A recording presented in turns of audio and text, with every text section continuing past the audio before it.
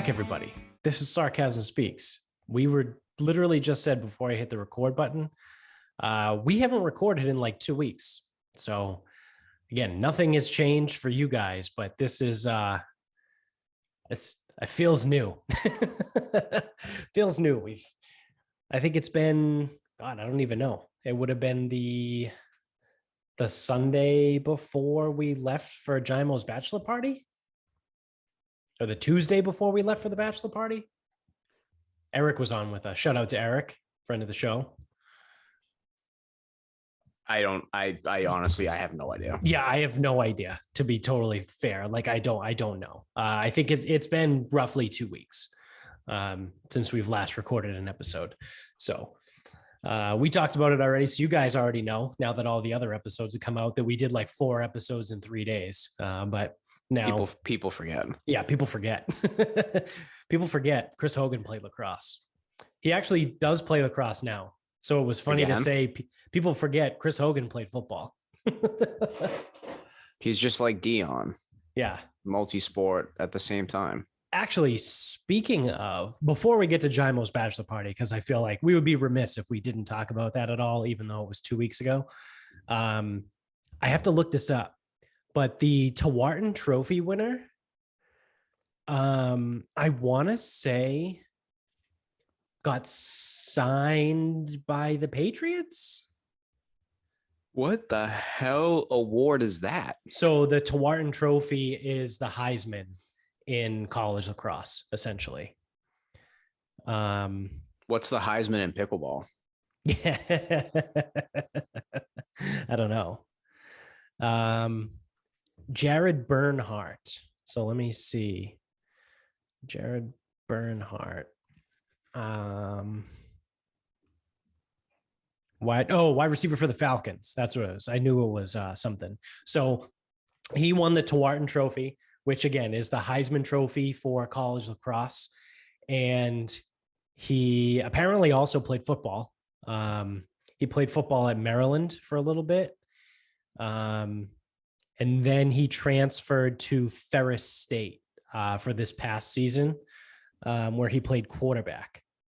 So Maryland, for those that don't know, Maryland is like one of the top schools in the country for lacrosse. So that's where he won the Tewaaraton Trophy. It's not entirely true. Crab cakes in football. That's what Maryland does. Yeah.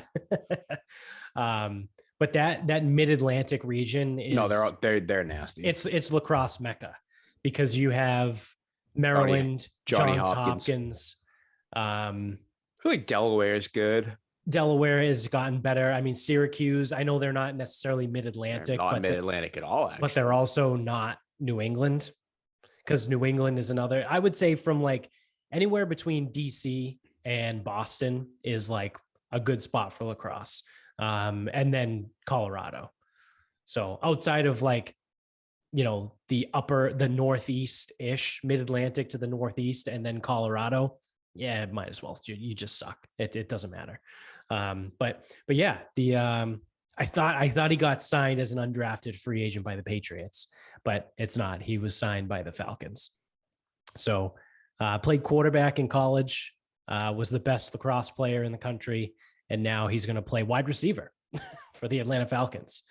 So he's going to do Marcus Mariota a lot of good down there. I forgot. I was trying to figure out where the fuck Mariota was, and I could not remember, but that's also because I'm an idiot. Yeah. I also heard rumors that they were going to get Baker Mayfield. But they obviously... Why would they bother? Yeah. Just go with Mariota. Yeah. It's the same thing. I know. Mariota's probably better, to be honest. Mariota was awful. He was bad in Tennessee. Yeah. Well, I mean, so was Mayfield. I mean, Baker had that one good year, and by good, I mean decent. Yeah, Mariota's probably cheaper and at least can run. Yeah. All right. So let's get caught up on the bachelor party. So a couple weeks ago now, we went to Nashville. I almost don't really remember a ton. Not even really because we were that fucked up, but just because it was a while ago. It was also only 2 days, so there's not that much. That happened. Honestly, it was perfect, right? It was a quick turnaround. Flew in Friday. I landed at Nashville time, 6:30 a.m. on Friday morning. So I had a completely full day on Friday. Started my day at 3 a.m. driving to the airport. Oh, yeah, that's the fun day. Did I tell you about that in person? Where I almost not missed my flight, but cut it really close. No, but of course you did. So I had a 5:15 a.m. flight on Friday morning, 5:15 takeoff. So I look and I go 5:15. I'll get up at like 3 a.m. I'll fly into Boston. It'll take me 45 minutes or less. No big deal. I'll get in by 4 o'clock. No problem. Get through. And I go security at 4 a.m. Not going to be bad. Whatever. So I get up at 3 a.m. Most of my stuff was packed, but it took me a little bit to like gather stuff and get to the car. So I left by like 3:10, 3:15, call it. Flew into Boston. I think it took me 40 minutes. I was in the central parking garage by, call it 4 a.m., 4:05. The part that Isn't your flight boarding in 45 minutes? That's what I'm getting to. So the part that I failed to recognize or acknowledge. Well, you also didn't account for the walk from the car. So you saw the walk because we walked back when we landed on Sunday. That's the walk I had to do at 4 a.m. And the walk back to the car was a lot quicker because I knew where I was going. The walk to the terminal from the parking lot, I was a little more hesitant. Like, where do I have to go? You walk a little slower. You're trying to figure out shit. So I go and I get to where I got to go. Cause it's where the Southwest terminal, you got to like walk through a different terminal and it's a whole fucking thing. So I get there and I get in the security line. And again, it's 4 a.m. So there's not a lot of people there. But guess what? There's also not a lot of either TSA workers. So there was like 2 or 3 lines. So I'm in line in the security line at like 4:22. And I pull up the boarding pass and the plane starts boarding at like 4:45. So I'm like, all right, sick. I have 20 minutes to get through this security line before my plane starts boarding. And like, it's just kind of fucking slow. And I'm like, I am cutting it real close. It gets to be like 4:27. And I'm like, come on. Like I'm getting like a little nervous. I get through, I do it. I go through the whole line, toss the shit in the little cubby thing, send it through the machine, do the whole shabil, hoof it over to the gate. And I made it to the gate at like 4:40. I had like 5 minutes to spare.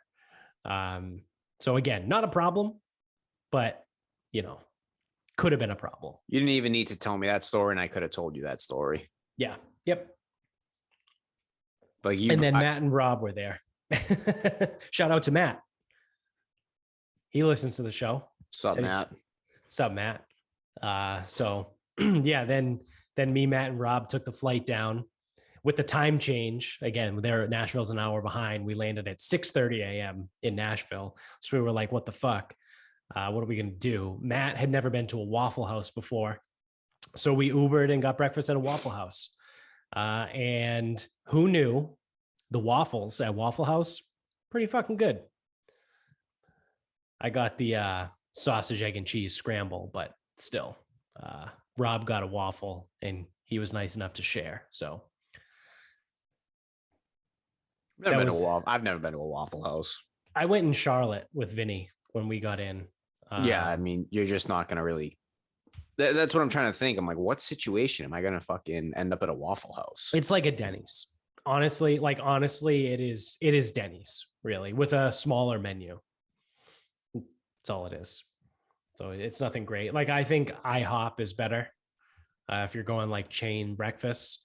If we're going real talk chain breakfast, Bickford's is probably the best. But like, does Bickford's even exist anymore? Nobody outside of like Medford knows what the fuck Bickford's is. Imagine if that one on Montvale was still open. I think it is. No way. Yeah, I think it's the last one. I'm looking that up. I'm pretty sure that it is the last one that's left. I haven't been up in that area in a long time. Yeah, I was over there not too long ago because I go that way when I go to get a haircut. I get off Montvale and cut down whatever that side street is, and That's technically Woburn, though, isn't it? potentially, Not Stoneham.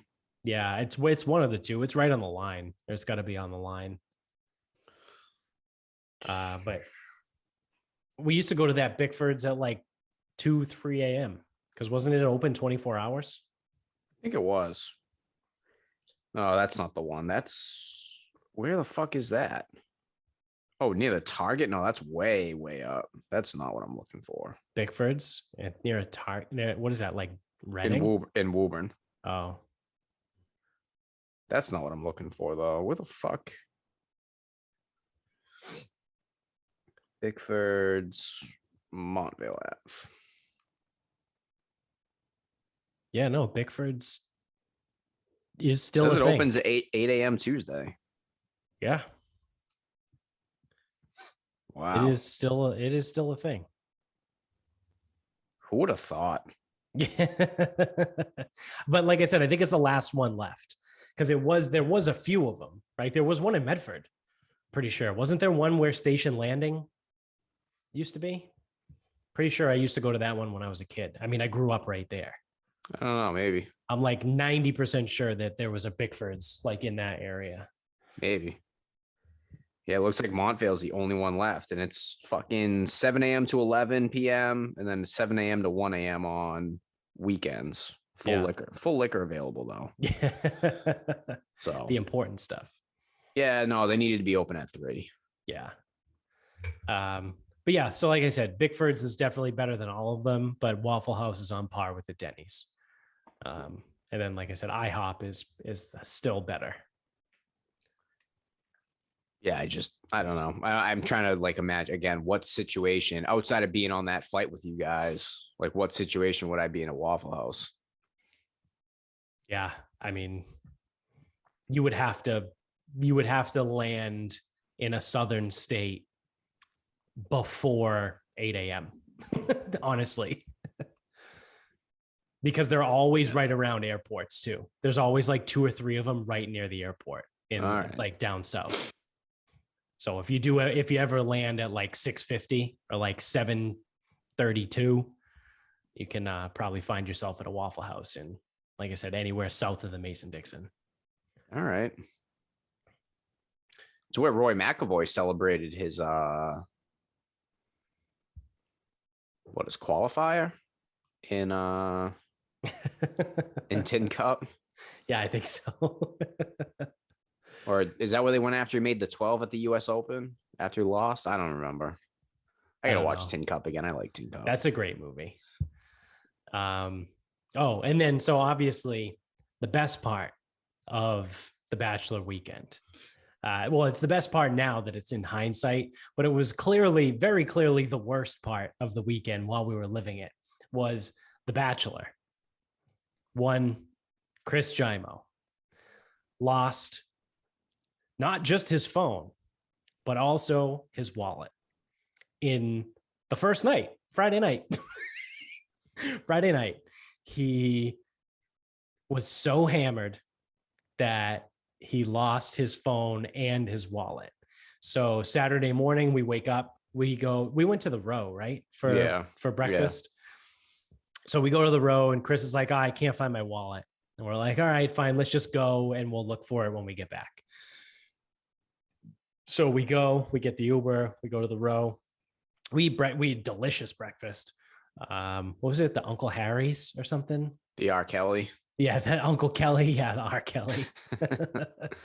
Although I could have definitely done without whatever that fucking like potato cheese conglomerate was that wasn't quite cooked. Yeah, that's fine. No good. But the R. Kelly was great. Shout out to the Row in Nashville.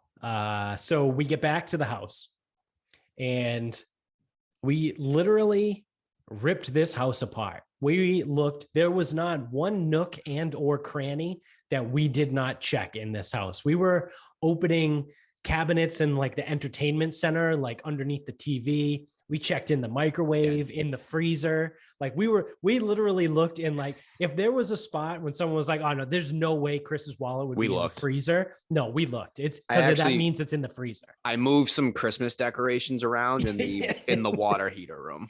Yeah. Yeah. We literally, because I didn't want to be in a Step Brothers scenario where the fucking couch cushions are in the oven and like miss out on his stuff. Yeah, exactly. So literally everything. We checked every inch of that house. And not only just that house, we also went outside and we scoured the side yard, the front porch, the steps, the driveway. We looked out in the street.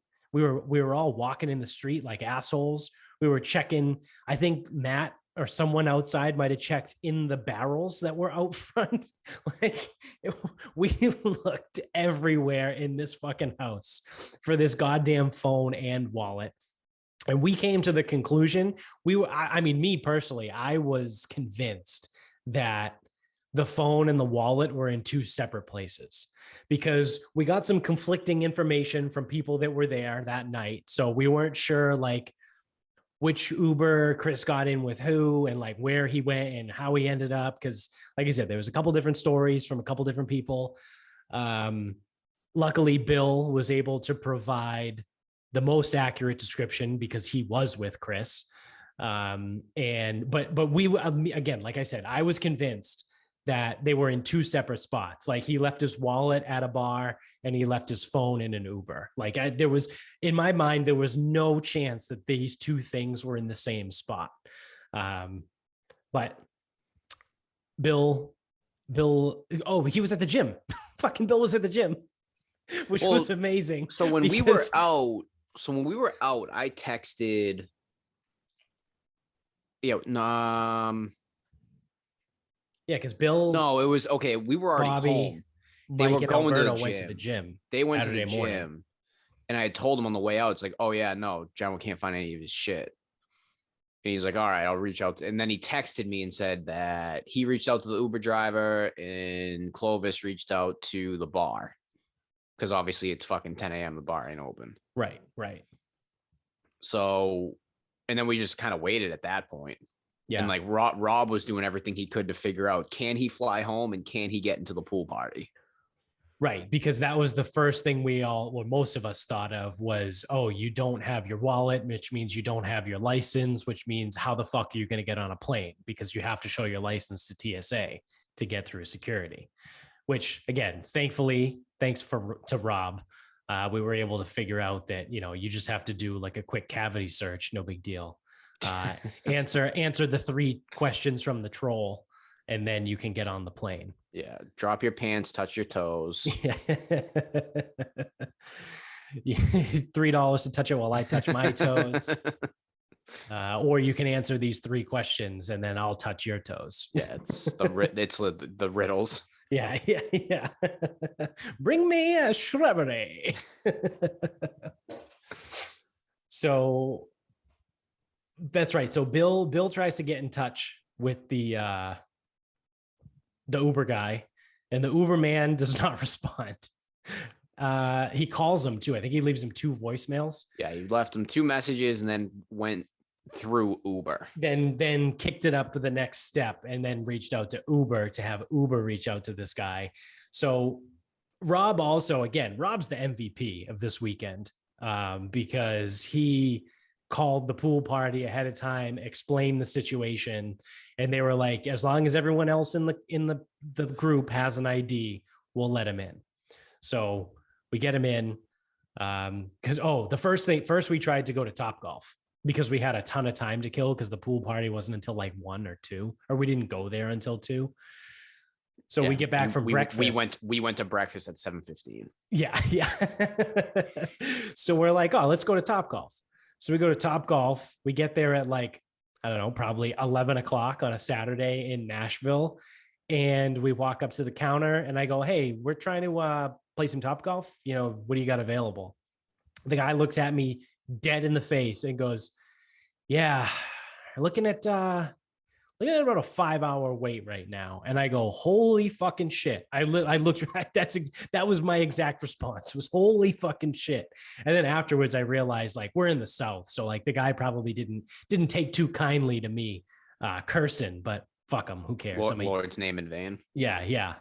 And I go, wow. All right. And then Finn was behind me and goes, bar's over this way, right?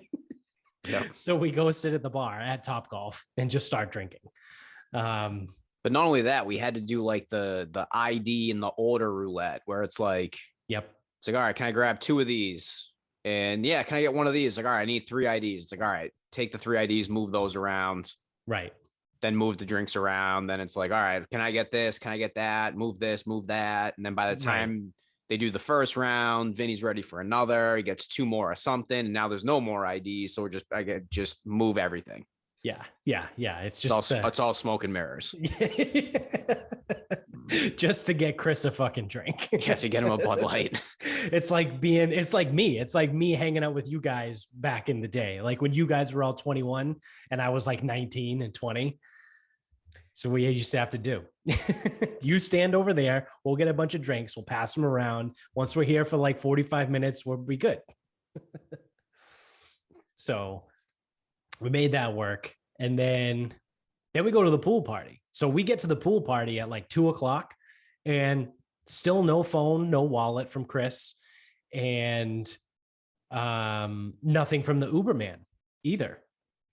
So we go through this, like this, by the way, this pool party was hands down, the weirdest fucking experience I might have ever had in my entire life.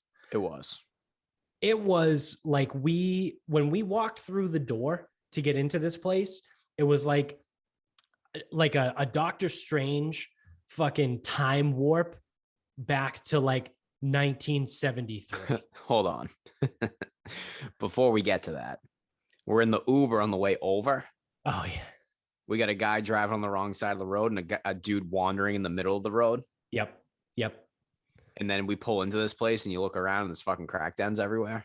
Oh, yeah. Yep. Yeah. It's a very, very sketchy area. So that's where we are.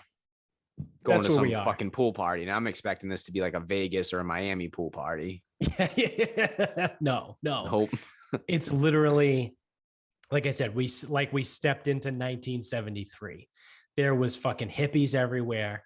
Everyone was smoking weed. It was all indie music too. Yeah. After being there for about 15 minutes, we all were like, okay, everyone here is on drugs, like MDMA, fucking ecstasy, like whatever. Like they're on some like serious fucking drugs. Like they're like stroking a furry wall, like those kind of fucking drugs. Like they were fucked. And we're Everyone sitting there is smoking a Jeffrey. Yeah. We're sitting there in a circle on the grass. We stole a bunch of chairs, smoking cigars, and none of us are dressed like we belong there, because everyone that's there is like literally wearing like the headbands, like the high-waisted jeans, like the jean, like it. If you listening right now or watching on YouTube, imagine a scene from like Dazed and Confused. Yeah, it'd be like Dazed and Confused went to a pool party. Yeah, that is literally where we were. And the longer we were there, we were all, I forget who I was talking to. I was like, I don't think that these people like got dressed up as like a theme for this. I think this is actually how they live. This is how they dress. Like, this is what they do. And then I forget, whoever I was talking to was like, oh yeah, for sure. Like, this is not like a themed 70s party. Like, this is like, these people think it's the 70s still. There was like some dude selling a fucking watermelon out of like a little fucking stand. He literally had a fruit stand. He had a fruit stand. Like, I almost bought a banana for everyone to sit on. Like, yeah. And then there was definitely some woman selling like homemade clothes or whatever the fuck over there. Oh yeah. Yeah. It was like, it was like a clothes trade. Like you could like trade clothes. Weird. It was weird.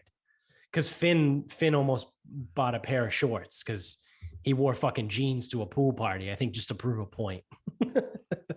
because he wore shorts that morning. Yeah. When we went out to breakfast, he wore shorts. And then everyone was giving him shit and being like, oh, are you going to wear jeans to the pool party? And he was like, yeah. So Finn, being Finn, wore jeans to a pool party to prove a fucking point. And then after being there for about a half hour, he was going to buy a pair of shorts from the hippies. So that, again, the strangest fucking experience ever. We got duped into buying VIP tickets because on the website, the VIP says you get 5 drink tickets and then access to a cabana. There were 3 cabanas there for the entire party. So like I said, we got duped, but at least we got drink tickets out of it. So yeah. So someone said the drinks were expensive. Yeah, I think they were. So we leave, I don't know, probably, what was it, around 5:30? Something like that. Me, Rob, and Finn. Yeah, the man that had been wandering around in the street was now swinging a baseball bat in the middle of the street. Yes, the man that was standing in the road when we arrived was back in the middle of the road swinging a baseball bat. So he had escalated. Our Uber driver that picked us up that time was like, hey, did you guys see that fucking guy? And we were like, yeah, man, I don't know what the fuck's going on. He's like, holy shit, like, what is this? He was like, what were you guys doing in there? We're like, oh, we're at a pool party. I don't know. It was again, the weirdest fucking experience I've had.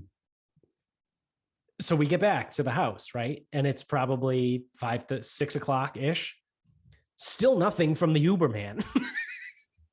So like, we're now ending our second day of 2 days, right? Because we were all leaving on Sunday, or most of us were leaving on Sunday, and Chris still doesn't have his shit. So the 4 of us, me, you, Rob, Finn, we decide to we hang out for a little bit, and then we decide to just shower, change, and go out, because I had said it, and then everyone kind of like agreed for the most part that I didn't want to be at the house when the shit show parade got home and there was 12 people hammered trying to get ready and shower and just cause chaos. Because I was pretty, I can't say I was sober, but I was pretty put together at that point, because I only used 4 of my drink tickets. I gave 1 to Bill.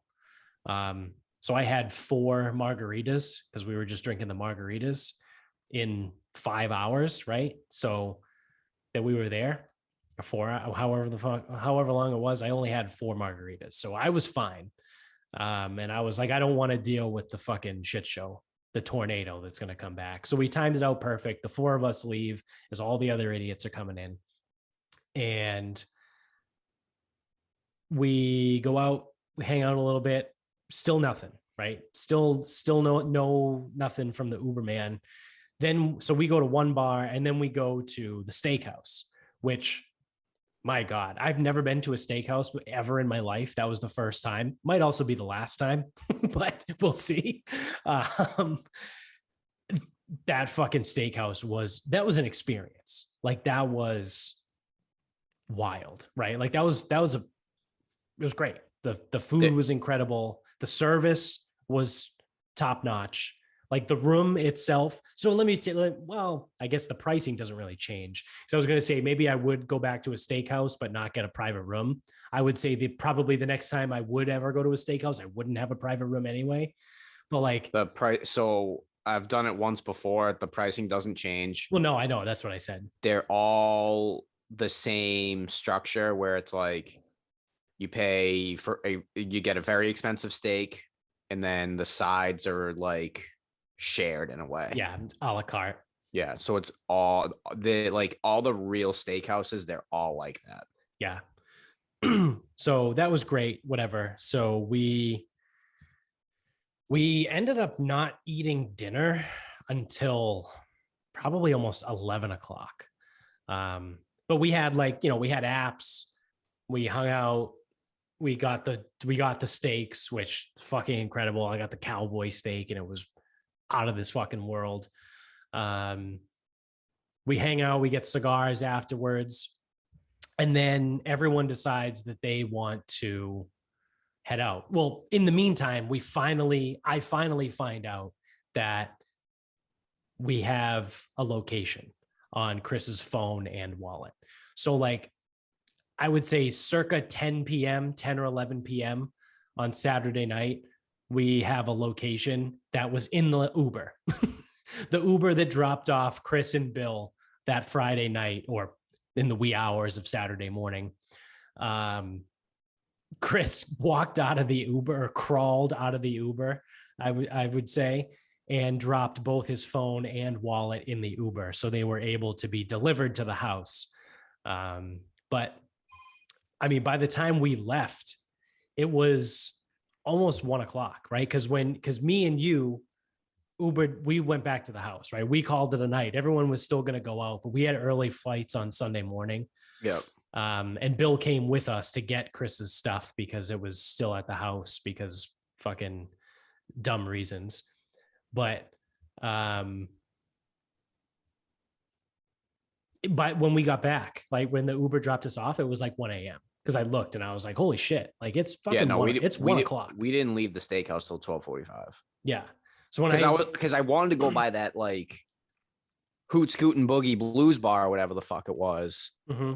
But then I looked at the clock and I go, no fucking way. Yeah, we got to be up at 7:15 for our flights. That's the thing. It's a 10:10 flight. Get there for 8:10, 8:15.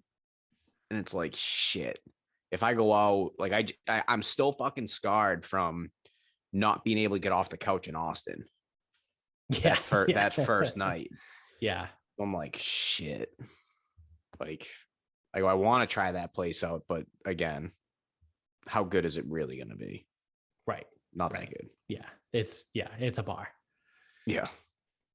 So yeah, we called it at 1 a.m. Everyone else went out, whatever they did. And then we got up on Sunday morning at 7:15 and we were out of the house by 7:45. And not one other person I think was alive yet. I saw Alberto filling up a cup of water in the morning. All right. And then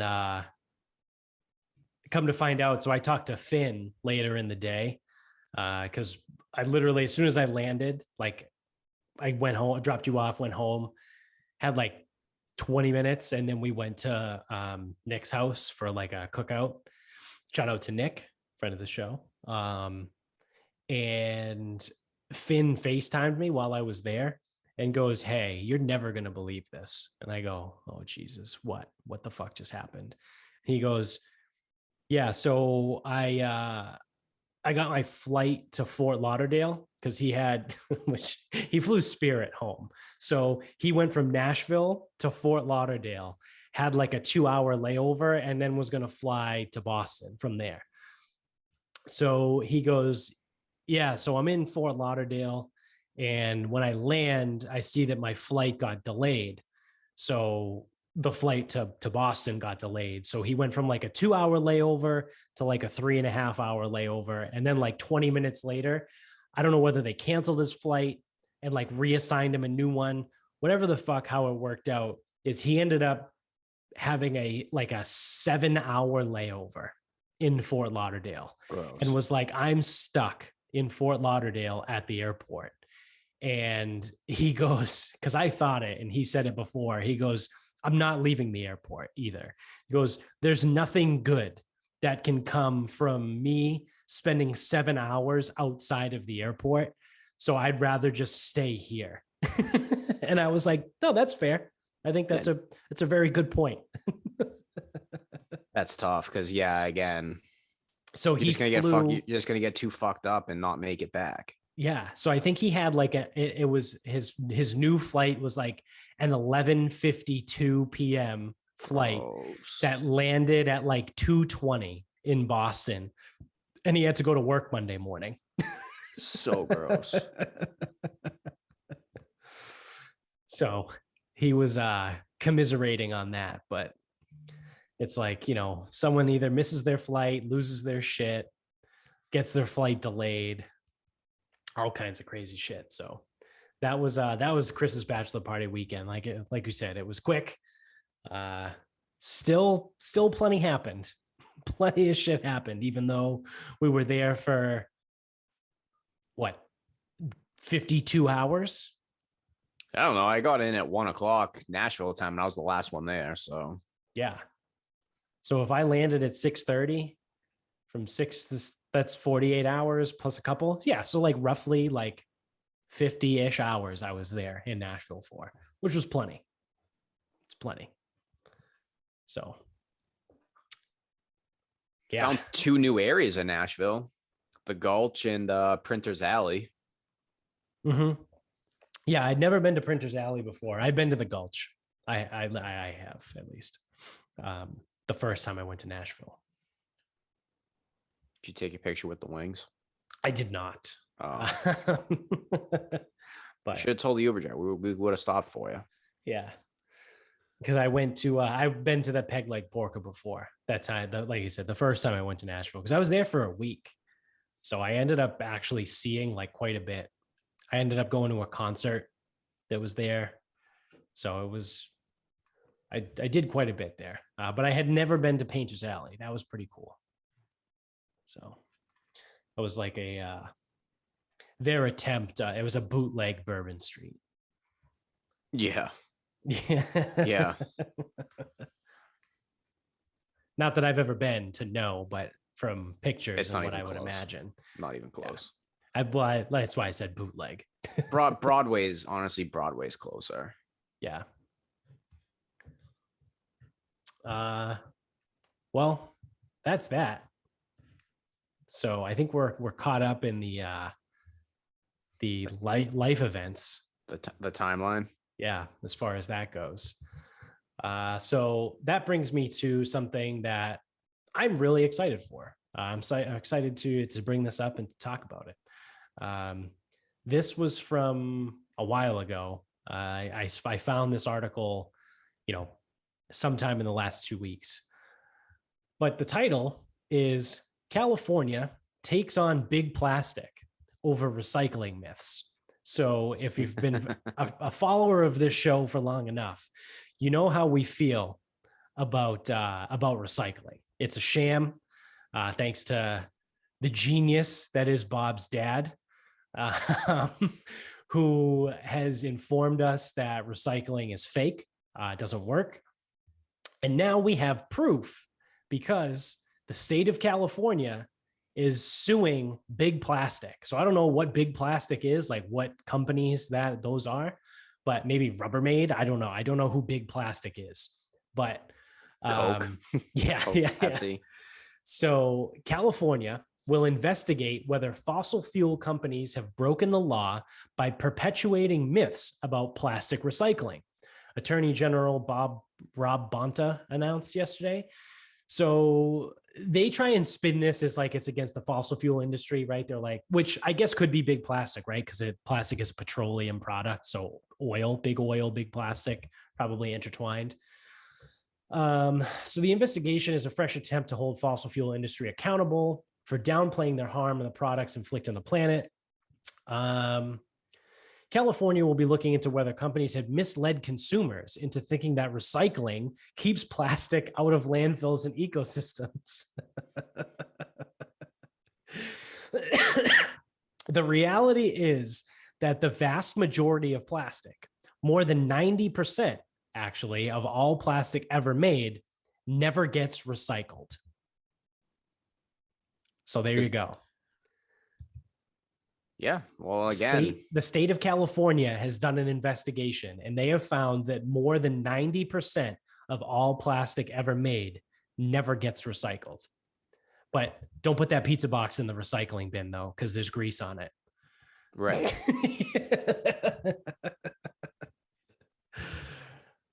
And then don't put your plastic in bags in the recycling. Yeah, exactly. It's got to be loose.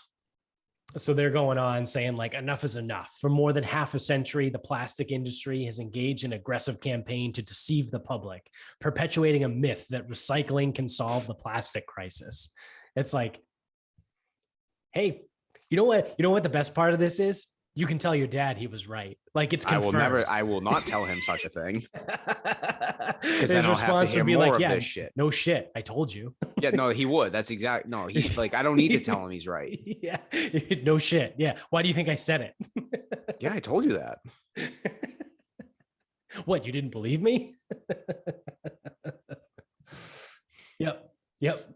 So again, all of this whole article goes on to say that plastic is actually extremely difficult to recycle. So here's a question for you. Yep. So the plastic companies aren't in charge of recycling. Generally, that's waste management companies. Right.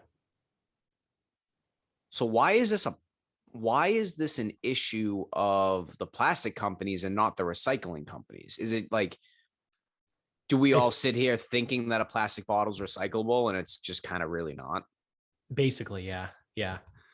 Because later in the article, it says too, it often costs more to recycle plastic than it does to toss it, burn it, or just make new plastic. So there's that's what my father said. The variant, another, they just burn it. Another check in the box. You just got to wait long enough. Yeah. And then they just burn it. So it's so if you didn't believe us before, recycling is a sham, an absolute fucking sham. I should have because confirmed proof. People will ask at the gym. It's like, actually, so the first internship I worked at, someone like said to us, they were like, "Oh, do you have like recycling?" He goes, "Oh no," the guy who owned it. He goes, "No, that would be great though. Like, a big bin, like yellow top, like bottles only, whatever." They're like, yeah. He goes, They're like, "Yeah, that would be great." He goes, "Yeah, doesn't work." Like, what do you mean? You write bottles only on it. He goes, "Yep." And then trash ends up in it and the bottles end up in the trash. He goes, "I ain't sorting through the trash." Because if it's trash, it's trash. I throw it in the dumpster. Right. So I got rid of it. We're not doing that anymore. And then even for us, when we were in the old place, we had a little more space. So I used to put a big contractor bag in a big barrel for quote unquote recycling. But I just threw it in the dumpster. All it did is just save me the amount of times I had to go out to the dumpster. Yeah. Because like if we have like this little fucking barrel, like the same barrel that you'd have in your kitchen, like I want that to be for like trash. Like that's where trash goes. But then it's the same thing. Like bottles end up in the trash. Trash ends up in the bottles. It's like people don't follow this the way that you think that they would. No. And then at the end of the day, it all ends up at the same place. So it's like, stop. Yeah. Just and then stop. At the end of that, the next day, they just burn it. I think it takes more than a day, but yeah. I think you have to fill a shipping container first or something. I don't know. Either way, the end result is they just say fuck it and burn it. Yeah. Oh, the ozone. Yeah. Dude, remember when we were kids? That was the big thing. Yeah, there's not gonna be any more ozone. They were like, oh no, the ozone's gonna go away. The ozone burnt away in Australia. Remember that? Yeah. Oh no, there's no more ozone. There's a hole in the ozone now. We're never gonna get that back. Where's that been? Remember anyone that was alive from 1994 to like probably 2004, like that decade span where it was like, oh no, the ozone. Oh, and where someone probably said, oh, the ozone in Australia, it's almost gone. Yeah. It's probably like in part of the uninhabitable part of Australia. Yeah. Where so it's like, wow, 90% of it. The power of the sun is so strong here. If you like go out, you'll get like super fucking burnt. It's like, yeah. And if you go fucking 50 miles due east, it's the same fucking thing. Yeah. Because the middle of the continent, whatever, you can't live there. This literally, like, I'm not, I am making this up, but I don't think I'm far off. That I think only 10% of Australia is actually like developed, like cities and habitable, I think is the word I'm looking for. Yeah, because the center of it's just fucking nature will kill you. Yeah. It's basically like people live around like the edges, like by the ocean, and then there's no one lives in the middle. That better be right though, because I've been telling people that. Yeah, no, it's definitely right. I actually don't care that much if it isn't. So, fuck recycling. It's a sham. It's fake. But we've known that for a while. So, All right. This next thing is, I think, pretty hilarious. So this comes from the Wall Street Journal. I don't know when this was, again, sometime in the last 2 weeks. Headline here is the FBI conducted potentially millions of searches of Americans' data last year, a report says. So searches and national security investigations came without warrants and could stoke privacy concerns in Congress. So everyone is all up in arms saying that the FBI performed millions of illegal electronic data searches without warrants last year, to which I say, like your dad would say about the recycling, yeah, no fucking shit. Like, no shit, right? Yeah. Like everyone's flipping out like, what are you surprised about? oh, the FBI looked into my data without a warrant. You're surprised? Sue them. Like, hold on, wait, like, let's take a step back. You're surprised by that? Then sue them. In a world where everyone knows that, like, your phone's listening, your fucking computer's listening, your Alexa, like all of these things that people have in their house, like it's generally like known because there's jokes about it. Like, oh yeah, the Alexa listened to me say whatever, so now I get like Instagram ads. You know what I mean? Like that shit. Like, yeah, you think the FBI doesn't tap into your shit? I can guarantee you, my name's probably on that list. Some of the dumb shit I've said on this show over the last year, especially when we were going hard against COVID and all like the restrictions and regulations and all that bullshit and vaccines. Like both of us have definitely been fucking looked up by the FBI. I don't give a fuck. Cool. What did you find? That I'm a piece of shit? Like, no kidding. I mean, I'm still thinking I'm not important enough to get looked up by the FBI, but maybe an intern. Yeah, the interns, not anybody that's like actually like legit. When you give the intern like the joke list, like, hey, we need you to look into these people and find the real threats. And like full knowing none of them are threats. Yeah. Here's a long list of people that said fuck the government on a podcast. So look them up. Find my fucking LinkedIn, be like, oh, what a loser. Yeah, I just don't understand how this is a story, right? Like, and then everyone's like, well, why are you talking about it? Why are you bringing it up? Because it's a podcast, right? We need shit because we need shit to talk about. No, because no. Why are we bringing it up? Because I'm going to make fun of you now. Yeah, exactly. That's how this works. That's what we do here. We make fun of you. Everything we do is to make fun of you. Unless we're making fun of ourselves, in which case we will do that. Yes. Yeah. Even where ourselves are not off limits. We said that on the Bachelor party trip. I think it was like everyone was like everyone. That's what we do as our friend group anyway, is we just shit all over each other. And I think at one point someone was like, yeah, when it's your turn, you just got to fucking embrace it. Like, cause it's going to come, the shit's going to come for everybody. So when your name comes calling and everyone turns to shit on you, you got to embrace it. Just don't fight it. Just let it happen. Yeah, there's too many. You're outnumbered. Yeah. Like there's no way you're going to fucking fight back, because there's going to be 7 people calling you out, like making fun of you. So just roll with it, because then the winds will change and it'll move to someone else. It just so happened that Bachelor weekend, it was 90% Chris, because he lost his fucking life. Yeah. And I think Finn said, he goes, sometimes it's easier than others. Like, yeah. But everyone gets it. No one is immune. So that's what we're doing. Fuck you for thinking that, whoa, how dare the FBI look into my shit? That's another thing too. You think you're that important? You're like, how dare the FBI look in my shit? Why? Who are you? Yeah, what do you have? Why are you so important that how dare the FBI do this? What do you got, like fucking secret Russian documents on your phone? Like, what do you mean, how dare they? Who gives a fuck? It's the FBI. It's what they do all the time. They kind of generally do what they want anyway. Yeah. That doesn't mean I agree with it either. But I mean, there was one point in time where I was like, we should just abolish the FBI. We should abolish all 3-letter agencies. But it is what it is. I don't think I necessarily believe that anymore, but that was in my hardcore libertarian days. But they're just dumb. It's just everyone's stupid. I'm fucking stupid. Oh, speaking of stupid, actually, before we wrap this up, that's the one thing I forgot. On the flight home, on the way home, how amazing was the TSA agent in the Nashville airport? That was good. That might have been like that was a top 10 moment of the trip. I did feel a spiritual connection with this guy because he had if I was a TSA agent, like I would have been the same dude. Yeah. And with like the driest sense of humor. Yep.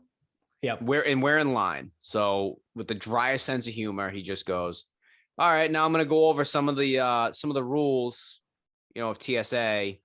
He goes, I don't think any of them have changed since I was 12 years old, but we're going to go over them anyway. Yeah. And he goes, none of you are going to listen. Yeah. He goes, none of you are going to listen. So I'll have to yell at you when you get up here. And he's like, so he like normal things like shoes off, laptops separate. He goes, don't stack them on top of each other because I'm telling you to put them separate.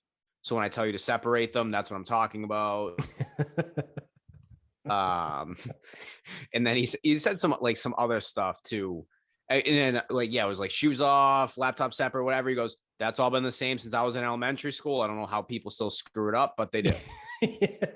But he's yelling this to everyone in the line. The kicker, the best part too. Yeah. He goes, he's like, and once you load up your bins, you have to push them through the X-ray machine. He goes, you have to do it manually because this is Nashville and we're white trash and poor. He goes, and also that's a table. So I'm looking at the fucking table where I know people put their fucking bins on expecting it to move itself. Yeah, like it's a conveyor belt. But it's just a table. It's just a stainless steel table. That's all it is. It's just a table, like for you to put your shit on, and then you need to get it to the belt. Yeah, you need to literally push it. And I just like in like his line of, and that's a table. That one fucking got me. It's like, oh, the white trash and poor thing. I'm like, bro, you're at the airport. This is federal. Like that doesn't change anything. Yeah. He goes, and that's just a table. And then I'm like thinking in my head, I'm like, this lady behind me would be a fucking prime candidate to fucking just put it on the table and be like, oh, I thought it would take itself. Yeah. Just leave it there.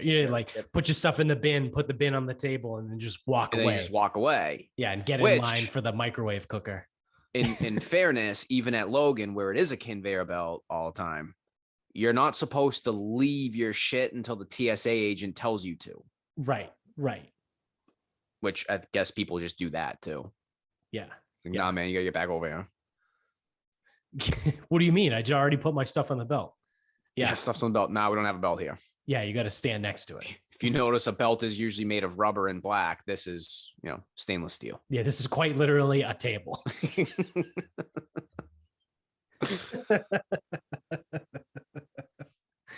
Yeah, so the whatever TSA South Terminal at Nashville, whatever gates get you to Southwest, that TSA agent, credit to you. Yeah, he really made my day, made my morning a little bit better. Oh, it's so good. He was awesome. Like I said, top 10 moment of the weekend. All right. So I guess do I want to wrap this up? We can wrap this up. I got some other stuff, but I think I'm going to save it for the next show. Sounds great. We can dig a little deeper into it. Awesome. Sounds awesome. So this actually goes back to my stupidity. And I was at the grocery store after we had a nice condiment talk. And I'm like, you know what? I haven't bought condiments in a while. I'm buying condiments. So generally, I'm a fan of Dijon mustard. I find a lot of ways for it. I remember French's is typically a brand I like. I like what Dijon. Grey Poupon. Fuck that. Excuse me, sir. Do you have any Grey Poupon? Yeah, fuck that. Remember those commercials? Yeah, pretentious douchebag. I'm sure, listen, and I'm sure it's way better, but I just won't buy it. So I think I like French's. Market Basket's usually fine. I don't really like spicy brown. Or spicy brown is fine. It's fine. I like Dijon better, whatever. Yeah. So all they have is like whole grain Dijon or something, or stone ground Dijon or whatever. I'm like, all right, well, it's not the smooth one, but whatever. Like it can't be that fucking far off. So I get it. I'm eating it one day, like burning up my nose. I'm like, fuck. Yeah. This shit's strong. I'm like, all right, well, whatever. Try to portion control it, burning up my nose. And like you just I keep eating it. I keep doing whatever I do with it. And I just keep burning the fuck through my nose with it. And it's like, when the fuck will you ever learn? Like, when will you ever fucking get a fucking clue? Like, throw that shit out because you are too fucking stupid to eat stone ground Dijon. Yeah, or like whole ground, whatever the fuck it is. Yeah, with the mustard seeds. Yeah, like it's got the seeds, yeah. like grainy looking. Yeah. Yeah, and it's not like the smooth yellow one, whatever. So finally this weekend I buy a new one. Do you think I threw the old one out? Nope. So today I made pulled pork. I mixed maple syrup with the Dijon. That usually seems to cut it through. Mm-hmm. Nope. Got the proportions wrong because I just eyeballed it, obviously. Yeah. Burning through my nose. I'm like, you are such a stupid fuck. Like such a stupid fuck. So like part one of my story is, how stupid can you actually be that you continuously eat this thing and continuously burn it through your nose every fucking time? And what do you think I did after I burned it through my nose yet again? You put it back. Put it right back in the fridge. Yep. And I'm probably gonna fucking eat it tomorrow. So when we were at that steakhouse, we got shrimp cocktail, whatever, cocktail sauce. Obviously, cocktail sauce has horseradish in it. That was ooh-wee. Yeah, but it burns through your nose. Yes. So to that point, listen, I like cocktail sauce, but like, dude, I feel like that's not like a tolerance thing. No. Like I feel like that's just gonna happen. Yeah. Like regardless of who you are, right? Like, no, like for sure. Like you can't build up like a tolerance to that because the other thing because too it's not a heat, like it's not a spicy. It's not a traditional spicy, right? Like it's not like you just ate a habanero pepper. It's a different kind of heat, I guess, if you want to call it. It's not even like a heat. That's like, what I mean. It's a burn. It's like a wasabi. You know what I mean? It's like a. Well, it's actually, like it's like the hot mustard that you get from the Chinese food restaurant, where it's like fucking high octane 93 gasoline. Well, I've actually heard if you get wasabi and it burns through your nose, that is green horseradish. That is not wasabi, because actual wasabi isn't supposed to do that. So I've heard. I have actually heard that too. That real wasabi is it doesn't have like a shelf life or something like that, or it's like super rare to come by. So a lot of places just substitute with horseradish. Yeah. And the horseradish is what burns. Yeah. Which I don't mind a little bit here. Like I don't get me wrong, but burning through the nose. Like I don't like how do you do that? Like how the fuck does that happen? I don't know. Yeah. Well, my final thought also has to do with food. So I went to Bed Bath & Beyond the other day, and we're just looking around. We needed to get a couple things when we were there. And we pop into the kitchen section because I always like to pop over there. And Amy goes over to the Dutch ovens, and she goes, "Oh, wow, look at these. Like, these were on sale." So I look, the Dutch ovens were like normally like $75. They were on sale for like 52. and I had a coupon thing. So I ended up getting the thing for like $48 or whatever it came out to be. I got it for $48, whatever the numbers were. So I go, all right, sweet. So, I go and I'm shopping and I go, I saw Market Basket had braised. They're not braised. Market Basket had beef short ribs. So I go, I'm going to make braised short ribs because why not? Right? Like, fuck it. I've never done it before. I've never used a Dutch oven before. So today was the first foray into using a Dutch oven. And holy fucking shit, it did not disappoint. So I started out, the recipe I found, it used a couple slices of bacon in there too. So for two reasons: one, bacon is fucking great. But the second reason is once you cook the bacon down, and obviously you have the bacon grease, you dredge the short ribs in flour, and then you sear all four sides. And so you get like a nice brown to them. And doing that in bacon grease is way fucking better than doing it in like olive oil. So it was the twofold. One, you get to use bacon in your short rib recipe, and two, you sear the ribs in bacon grease. So even better. So, pop them out. I put in what I have: potatoes, carrots, stewed tomatoes, obviously a bunch of red wine, some beef broth, onions, toss it all in there, let it go for a little bit and cook it down, and then pop the ribs in, and then, close it up, pop it in the oven, and just let it cook for 3 hours. When I pulled it out and opened up the lid, the meat lid quite literally fell off the bone. When I took a pair of tongs to grab the ribs to pull them out of the oven, the Dutch oven, you need a slotted spoon. The bone was about to fall out, and I was like, "Holy shit, this is incredible!"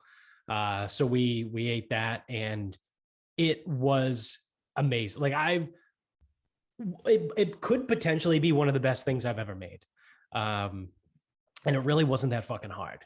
Like, that sauce was delicious. The ribs, literally, like, they were fork tender. Like I said it to Amy, like as we were cutting it, like you cut it and it falls apart like pulled pork. It was so fucking good. So that's my credit to yourself. Yeah, credit to myself here. Pat myself on the back. My first time ever using a Dutch oven. I fucking nailed it. Making braised short ribs. And then, what's funny though too? Because so Amy was like, "Oh, this is so fucking good." And I go, "Yeah, like you can just literally," because she said the same thing. She goes, "Oh, cool. Now we know like we can make some really good shit in a Dutch oven." So I Google like, "Oh yeah, you can look up like Dutch oven recipes." So I just Googled Dutch oven recipes. The first 7 ones that pop up are braised short ribs. Yeah, well, that's like, I'm like, all right, cool. So I went the other way. I decided,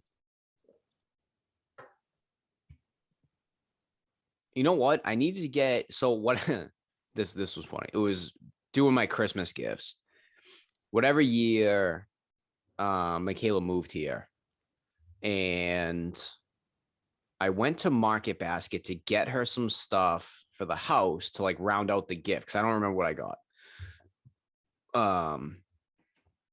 And when I got to Market Basket, the credit card machines were down. So I had some cash on me, but I was supposed to cook. So I like just got what I could get. Yeah. And got out of there, and cash was fine, but I couldn't get the other stuff. So I think I was like, well, fuck, I need to get her something else. Like I wanted to get her something for the house. And I was like, I think we're at Wegmans. I was like, oh, fuck, braised short ribs would be good. I go, oh, fuck, Dutch oven. Like if they have one here, and I was next door to a Target, I'm like, I can get it at either place. Like if I can just grab one, right, I'll make braised short ribs with it. But Michaela makes risotto in it. In a Dutch oven? Yeah. Oh, so wow. I don't know how she makes it. because it's a recipe that she generally does. But Yeah. instead of like because the way you typically cook risotto is you have to get like broth simmering, Right. and then you have to like add it to the rice. Isn't there champagne in risotto too?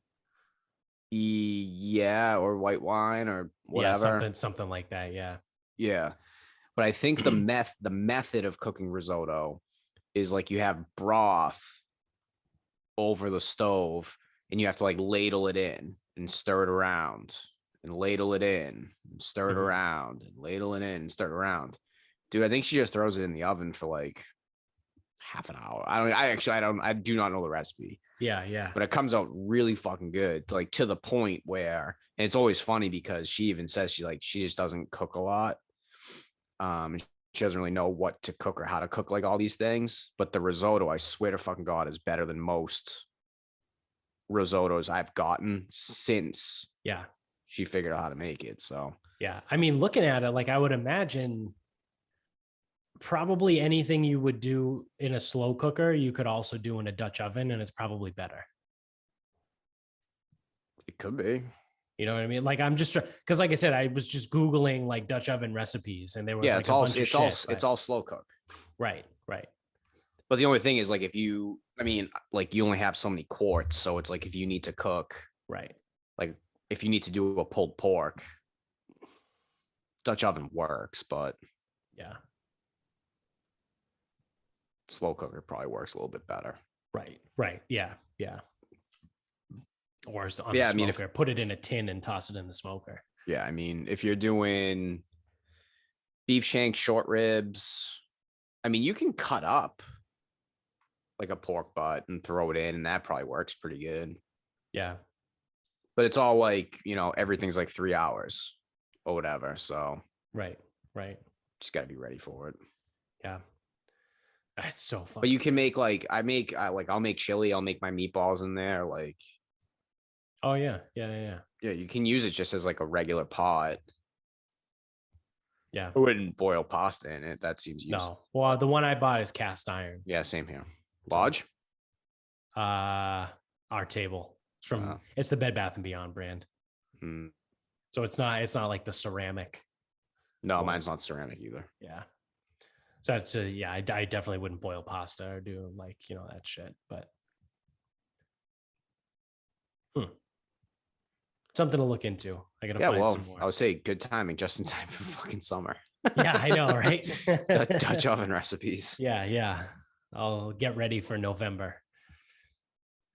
Or, I mean, depending, it could be fucking 30 degrees again next week because we have seasons in New England. Thank God. And we have all four. We experience all 4 seasons in the month of May. May sucks. May blows. Again, that's like one of my rants. May sucks. Yeah.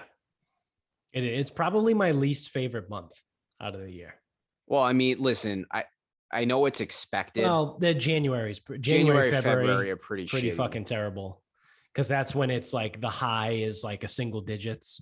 Yeah. It's like that's pretty fucking miserable. It's like I know it's expected. The weather's supposed to suck then. Yeah. And the big issue with May is people think the weather's nice and it's not. I would say May is probably like bottom third. I don't know. I mean, so that means it's just the bottom 4. It's a bottom. It's in the bottom 4. Yeah, but you have December, January, February already in the bottom. Yeah, then May. I mean, March is still shittier than May. There's just no expectation. That's the problem. Well, that's the thing. That's what I mean. Like when it's 70 degrees in March, you're fucking ecstatic. When it's 70 degrees in May, you're like, all right, cool. It's about time. It's about fucking time. And when it's 30 degrees in March, you're like, I get it. It's March. When it's 30 degrees in May, you're like, what the fuck is this bullshit? Right. So I think May is on that regard worse than March. No, because I mean, again, you're allowed to do your own opinion. You can be wrong.